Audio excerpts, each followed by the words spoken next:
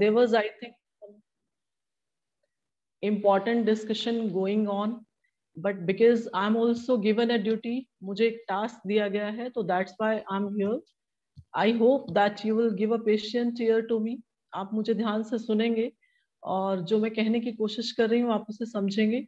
And I think we collaboratively can sort out this problem. So, well, I'm given a topic: creating safe space between teacher and student for effective online teaching. We all are aware about this online teaching. हम पिछले 1.5-2 साल से करीबन इस methodology से वाकिफ हैं. हम लोग कोशिश कर रहे हैं एक ट्रेडिशनल वे जो हमारा टीचिंग का था उससे एक नए वे में स्विच ओवर होने की. मुश्किल दोनों साइड से आई. ऐसा नहीं है कि हमें प्रॉब्लम थी, बच्चों ने बहुत ज्यादा प्रॉब्लम फेस की. और this issue is still not over, it's still going on. क्योंकि काफी सारे बच्चे ऐसे भी हैं जो शायद फर्स्ट टाइम इस ऑनलाइन टीचिंग स्ट्रैटेजी से जुड़े हैं. इशू क्या है कि क्या वो सेफ फील करते हैं, क्या वो कंफर्टेबल हैं, क्या वो रिलैक्स हैं, क्या वो ईज फील करते हैं. कि क्योंकि एक नए पैटर्न पे हम जब भी शिफ्ट करते हैं उसमें एक ट्रांसफॉर्मेशन आना नेचुरल है, लाजमी है. बट उस स्ट्रेस को जिससे बच्चे गो थ्रू करते हैं उसको कोप अप कैसे किया जाए. तो I would like to highlight my views on this topic. First of all, we know that we have to change the strategies. हम सब टीचर्स ने अपनी स्ट्रैटेजीज चेंज की, अपने मेथड्स चेंज किए, क्योंकि हम एक नई मैथडोलॉजी पे शिफ्ट हो रहे थे. इम्पॉर्टेंट पॉइंट क्या था कि बच्चे इस चीज को कैसे ले रहे हैं. Are they adaptive of it, are they use to of it, क्या प्रॉब्लम्स वो फेस कर रहे हैं, क्या उनके घर में इंटरनेट एक्सेस था, क्या उनके पेरेंट्स इस चीज से अवेयर थे कि ऑनलाइन एजुकेशन कितने जरूरी है. हम सबने ये देखा है कि कितने सारी प्रॉब्लम्स हमने फेस की. कई बार बच्चों के घर वो फैसिलिटीज नहीं होती है जिससे हम ऑनलाइन टीचिंग उनको अवेल करा पाते. फिर भी हम सबने अपने भरसक प्रयास किए, कोशिश की कि हम उनको ट्रैक पे ला पाए, पेरेंट्स को, बच्चों को, कि ये एजुकेशन के लिए कितना जरूरी है. समस्या क्या थी कि हम जिस ऑनलाइन टीचिंग की बात करते हैं वो ऑनलाइन टीचिंग हम जब नॉर्मल सिचुएशन में दे रहे हैं हमने उसको ट्रेन किया अपने आप. But we can not deny the fact कि ऑनलाइन टीचिंग हम तब दे रहे हैं जब पेंडेमिक है. हो सकता है काफी के घर में काफी सारे इश्यूज हों जो शायद हम नहीं समझ पाते. काफी सारा स्ट्रेस और एंजाइटी हमने झेली. बट जब हम इस टर्म सेफ स्पेस की बात करते हैं तो हमें क्या सबसे ज्यादा इम्पोर्टेंट चीज है जिसका ध्यान रखना पड़ेगा, वो है एक collaboration between teacher and a student. जब तक वो म्यूचुअल अंडरस्टैंडिंग बच्चे और टीचर के बीच में नहीं है हम ऑनलाइन टीचिंग को इफेक्टिव नहीं बना सकते. तो I have noted down some tips in which we can give a safe space, जिसको हम सेफ स्पेस की बात करते हैं, और किस तरह से हम इसको और ज्यादा इफेक्टिव बना सकते हैं. First tip which I have written is teachers should plan to spend few days to help the students understand the technology. सच है कि हम बोल रहे हैं कि 2 साल से हम लोग इस चीज के यूज टू हो चुके हैं. बट जब भी कोई बच्चा इसको ऑपरेट करने में प्रॉब्लम फेस करता है तो हमारा एटीट्यूड क्या होता है. नॉर्मली जब हम क्लास में होते हैं हम बच्चे को बोलते हैं कि बेटा आप हमसे 100 टाइम्स एक क्वेश्चन पूछो, हम आपको रिप्लाई करेंगे. बट क्या एक्चुअली में हम रिप्लाई करते हैं. अगर बच्चा ज्वाइन नहीं कर पाता क्लास, उसको कोई चीज क्लियर नहीं होती, क्या हम उसको उतना टाइम दे पाते हैं. सच ये है कि हम खुद फ्रस्ट्रेटेड होते हैं. तो उन चीजों को हमें कम करना पड़ेगा, हमें सिचुएशन को समझना पड़ेगा. तो that is what I have written कि हम कुछ जब हम ऑनलाइन टीचिंग पर शिफ्ट करते हैं, फर्स्ट टाइम हम बच्चे से इंटरेक्ट कर रहे हैं, तो थोड़ा सा टाइम हमें उस बच्चे को समझने में लगाना पड़ेगा. वो कैसे होगा. Directly switching over to your lecture. आप उनसे कुछ डे टू डे की बात कीजिए, उनसे फैमिलियर हो जाइए, उनके घर के बैकग्राउंड के बारे में पूछिए, उनके पेरेंट्स क्या काम करते हैं उसके बारे में पूछिए. इससे क्या होगा, बच्चा समझेगा कि मेरा टीचर मुझ में इंटरेस्ट ले रहा है, मुझे समझता है, मुझे जानने की कोशिश कर रहा है, तब वो उस लेवल पे आ पाएगा कि वो एक रिलेशन बना सके टीचर के साथ, अपनी टीचिंग लर्निंग का प्रोसेस जो है उसको कंटिन्यू कर सके। कैसे हो सकता है? अपार्ट फ्रॉम योर क्लास, जब भी आपको टाइम मिले, आप एक वीडियो कॉन्फ्रेंसिंग कर सकते हैं बच्चे के साथ, फेस टू फेस। आप समझ जाएंगे कि बच्चा कैसा दिखता है, उसके फेशियल जेस्चर्स कैसे हैं, वो किसी पर्टिकुलर, जब आप उससे कोई क्वेश्चनिंग करते हैं, उसके हाव भाव कैसे चेंज होते हैं। तो आपको ये हेल्प करेगा उस बच्चे की साइकोलॉजी को जानने में कि वो बच्चा किस हद तक आपकी बात को समझ पाता है। आप कुछ जॉइंट प्रोजेक्ट्स दे सकते हैं बच्चे को, किसी और रिलेटेड टू उसकी आस पड़ोस से रिलेटेड, जिससे एक अच्छा रिलेशन आप उसको उस प्लेटफॉर्म तक लाने में सक्सेसफुल हो सकते हैं। सेकंड है कनेक्ट टू स्टूडेंट इंडिविजुअली।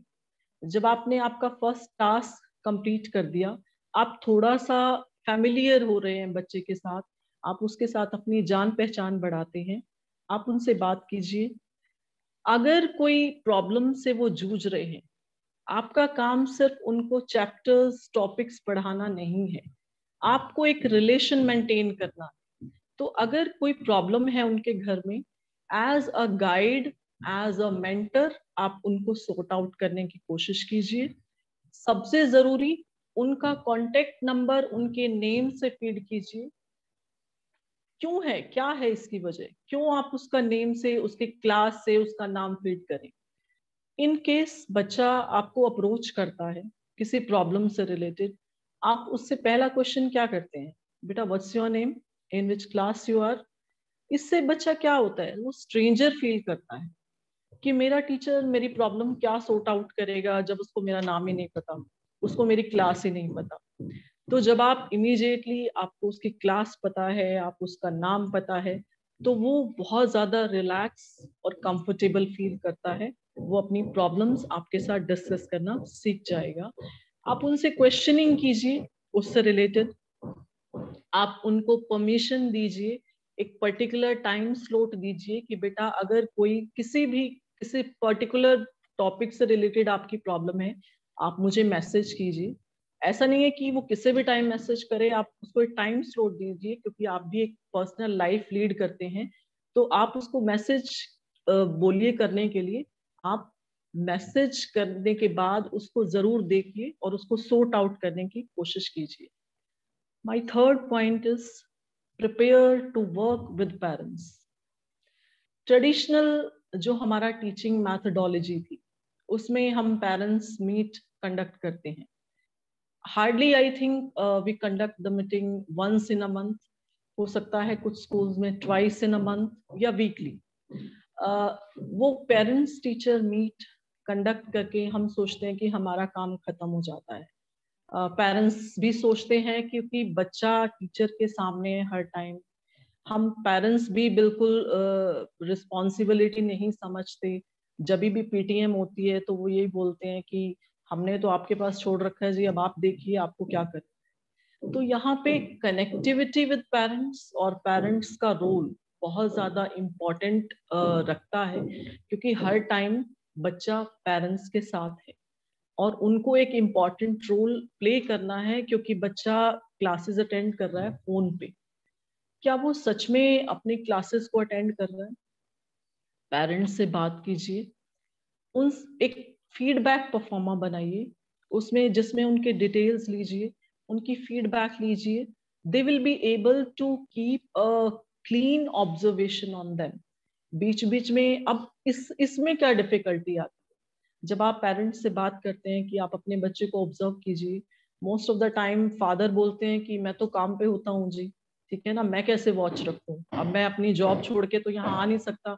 जब हम मदर से बात करते हैं तो मदर ये बोलती है कि मैं अपना घर का काम करती हूँ, मैं इसको हर टाइम कैसे देखूं। उसके लिए आप एक मेथड बताइए पेरेंट्स को, कि ऐसा नहीं है कि आप अगर 40 मिनट्स की क्लास है, आप 40 मिनट्स तक उसके साथ बैठें, आप बीच बीच में उसको ऑब्जर्व करते रहें, ताकि बच्चा जो है विजिलेंट रहे, अलर्ट रहे कि मेरी मॉम जो है मुझे कभी भी आके ऑब्जर्व कर सकती है, मुझे अलर्ट रहना है, मोस्ट ऑफ द टाइम जो हम देखते हैं कि जैसे पेरेंट्स कंप्लेन करते हैं कि बच्चे फ्री फायर खेलते हैं, most of the time they are victim of this Free Fire in online. तो उस चीज को आप कम कर सकते हैं आपके अलर्ट बिहेवियर से और आपके अलर्ट नेचर से। आप उस फीडबैक परफॉर्मर में नोट करते रहिए, तो टीचर से बात कीजिए। अगर सेम प्रॉब्लम सब सब्जेक्ट्स में आ रही है तो आपको मिलकर उसको सॉर्ट आउट करना होगा। हाँ, अगर किसी पर्टिकुलर सब्जेक्ट में बच्चा ऐसा कर रहा है तो it means he is lacking interest in that subject. आपको अपने मेथड्स को रिव्यू करना होगा, फिर से जाके देखना होगा कि क्या सच में जिस तरह से आप पढ़ा रहे हैं, जो आपके मेथड्स हैं, क्या वो इंटरेस्टिंग हैं, क्या वो जो आप कन्वे करना चाहते हैं बच्चे को, क्या वो सच में उसके पास पहुंच रहा है या नहीं।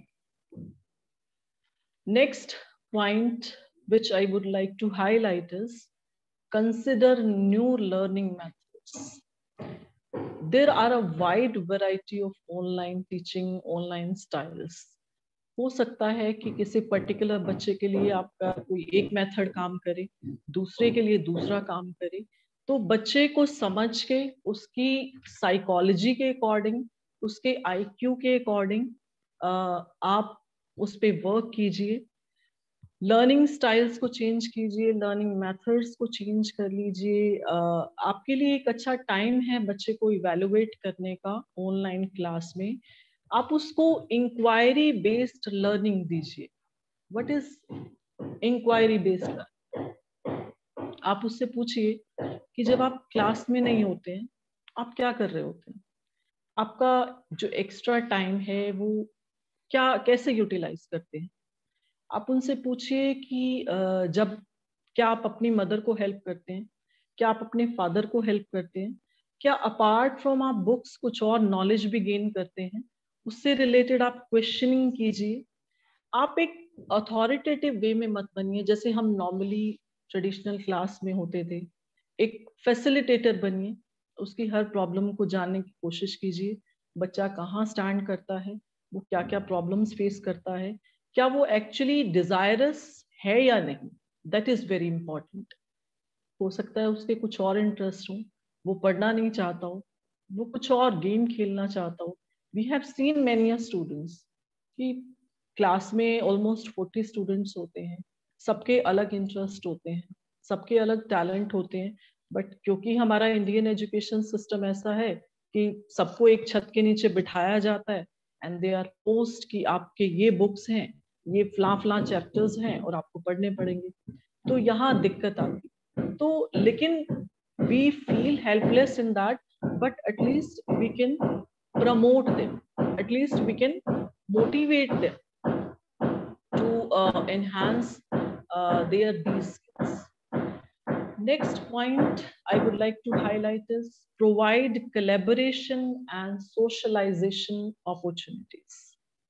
When we talk about school is a place normally we say that it provides education.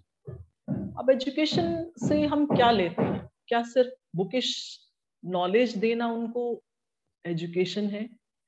क्या वो उसको प्रैक्टिकली इम्प्लाई कर रहे हैं अपनी डे टू डे लाइफ में?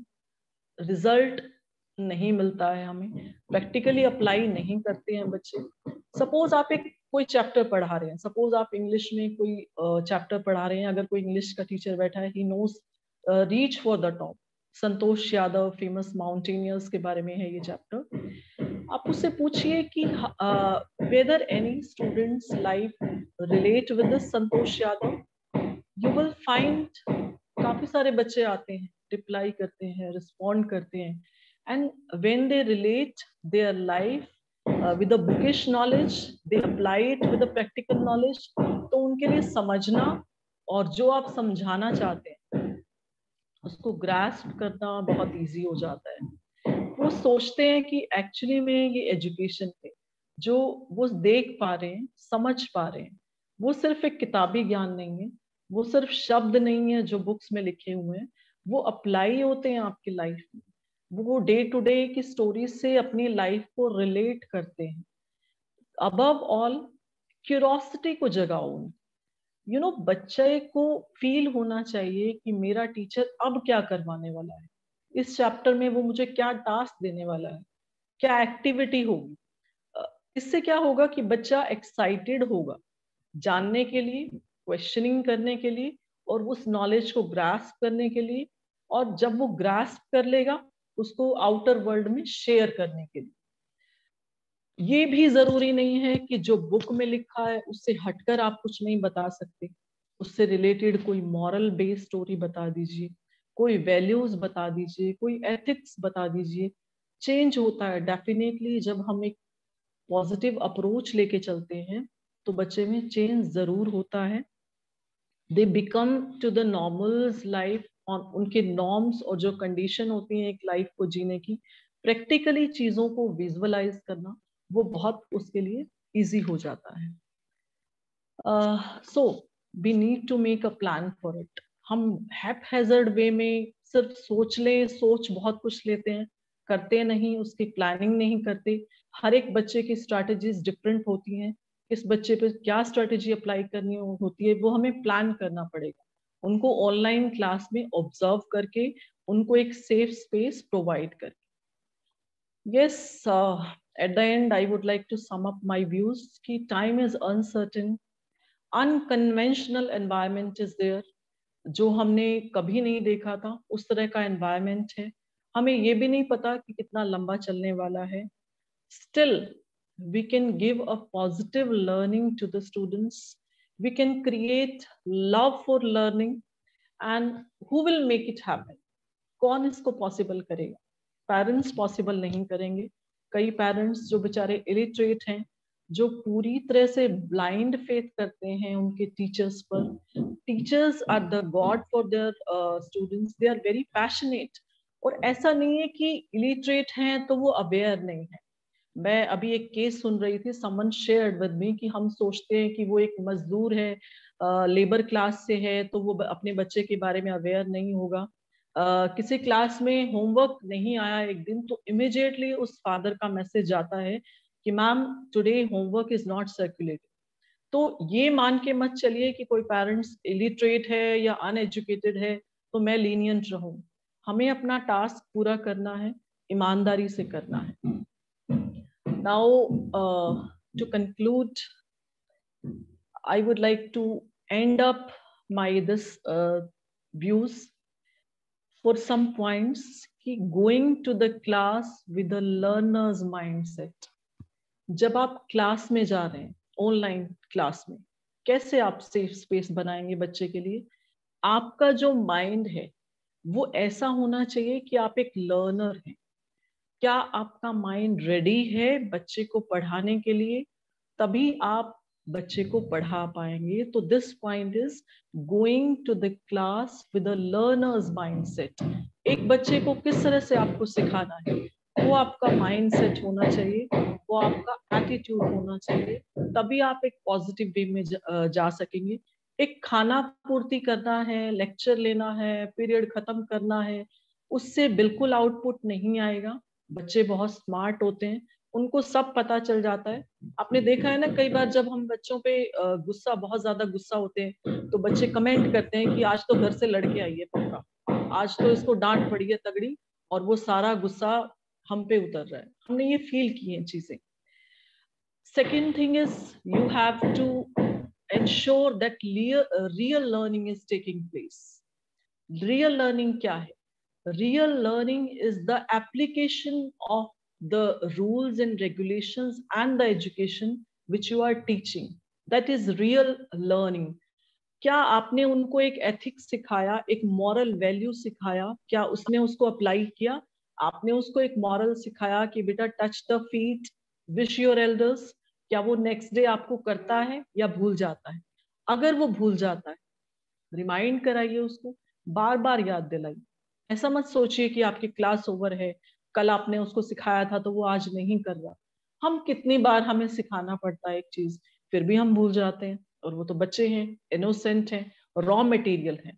जितनी बार भी आपको बताना पड़े, जब तक वो अप्लाई ना हो उसको बताते रहिए। Keep on telling him, and you know that one day you will get the results. Being mindful issues at the home, concern रहिए हमेशा कि ये बच्चा किस बैकग्राउंड से आता है, मुझे कैसे डील करना है उसको, मुझे किस तरह से उसको अपने फेवर में लेना है जिससे वो मुझ पे विश्वास कर सके। जब आप ये रिलेशन बनाते हैं तभी एक सेफ स्पेस क्रिएट कर पाते हैं बच्चे के लिए। वो कंफर्टेबल होता है, वो एंथुजियास्ट होता है, वो जीलियस होता है। क्यों 5-6 टीचर्स में से बच्चा एक टीचर को फेवरेट मानता है? ये सब क्वालिटीज हैं जो एक टीचर को फेवरेट बनाती हैं, उसको अपना समझते हैं। हम कई बार हमारा एटीट्यूड ऐसा होना चाहिए कि जो हमारे अपने बच्चे हैं उनके बारे में ना सोच के आप जो क्लास में बच्चे हैं उनके बारे में सोचिए, क्योंकि उनके बारे में उनके टीचर सोच रहे हैं। रिवॉर्ड गुड बिहेवियर, अगर कोई बच्चा कोई अच्छा काम करता है उसको अप्रिशिएट करना मत भूलिए। कुछ भी कर सकते हैं आप, एक छोटा सा पेन दे सकते हैं उसको, एक अप्रेजल वर्ड्स बोल सकते हैं आप उसको, ब्रावो शाबाश दे सकते हैं। तो दीज आर द वेज, इससे बच्चा मोटिवेट होता है, उसको इंस्पिरेशन मिलती है, वो एक क्रेजीनेस आता है उसमें कि अगर मैं कुछ अच्छा करूंगा तो मुझे रिवॉर्ड मिलने वाला है। मेरा टीचर इसको कैजुअली नहीं लेने वाला कि ठीक है you did this work, okay, casually मत लो। अगर कोई अच्छा काम करता है उसको अप्रिशिएट जरूर करो। यूज 1-to-1 फीडबैक, फीडबैक जरूर लीजिए अपने काम का।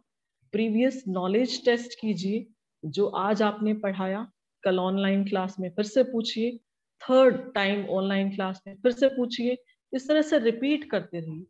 जब आप 6 डेज एक वीक में एक बात को 5-10 मिनट रिपीट कर रहे हैं, फिर से फीडबैक कर रहे हैं, वो लर्न करेगा, वो समझेगा, वो आपके साथ एक कंफर्टेबल और लीनियंट बैकग्राउंड पे स्टेज पे आएगा, डेफिनेटली आएगा। Don't publicly reprimand scold.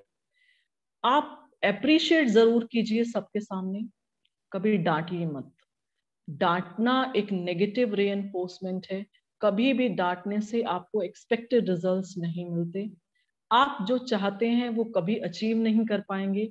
बच्चा कभी भी आपको वो रिजल्ट नहीं दे पाएगा जो आप एक्चुअली में चाहते हैं, क्योंकि हमारा एटीट्यूड बच्चे के साथ कैसा है वो बहुत इंपॉर्टेंट है। जैसा हम बच्चे के साथ बिहेव कर रहे हैं वो हमें रिटर्न में वैसा ही देगा।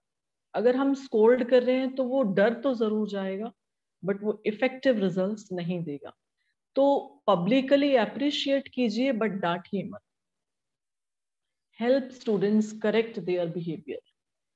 अगर बच्चा कुछ गलत कर रहा है उसको सपोर्ट कीजिए कि कहाँ कमी है। हर बार बच्चा गलत नहीं होता। जिस तरह से हर बार हम बच्चे को ऑब्जर्व करते हैं, उसको डांट देते हैं, उसको बहुत ज्यादा बोल देते हैं, हम भूल जाते हैं कि हमारे वर्ड्स का बहुत ज्यादा इम्पैक्ट होता है and it leaves an indelible impression on our mind. मुझे याद है जब पास आउट कुछ बच्चे मिलते हैं, वो हम शायद बोल जाते हैं उन चीजों को लेकिन वो याद रखते हैं, वो रिपीट करते हैं कि ma'am you have said that word 6-7 years back and I still remember it and it changed my life. तो खुद हम अपनी रियल लाइफ एक्सपीरियंस से हमें रिजल्ट्स मिलते हैं and definitely we can hope for a new world, we can create a safe space, we can make this.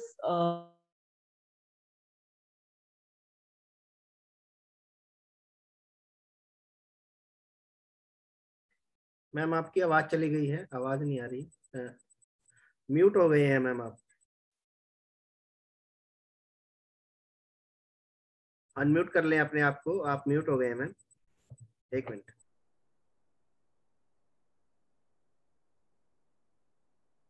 Okay, so I think that's all for me. Enough I have said. Thank you all of ma'am you. Thank you, लेकिन किसी साथी का कोई question हो तो hand raise कर सकता है, फिर क्वेश्चन ले लेंगे उसका। सीधा माइक ऑन नहीं कर सकते अब आप। किसी साथी का कोई क्वेश्चन हो तो हैंड रेज कीजिए।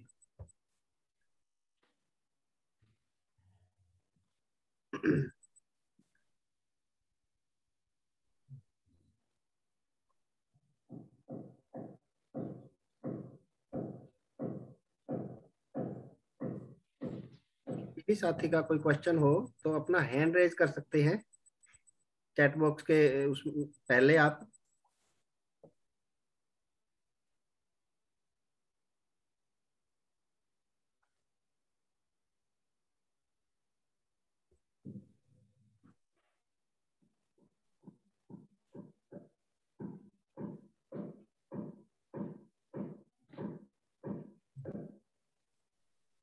यदि कोई क्वेश्चन नहीं है तो फिर हम इसको वाइंड अप करें।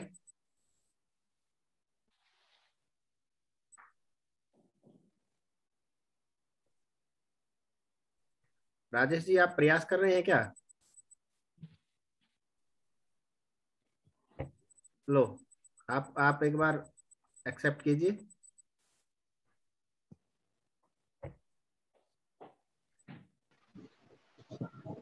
जी,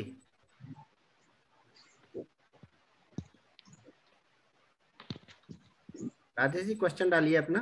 राजेश संग्रोया जी, नहीं है?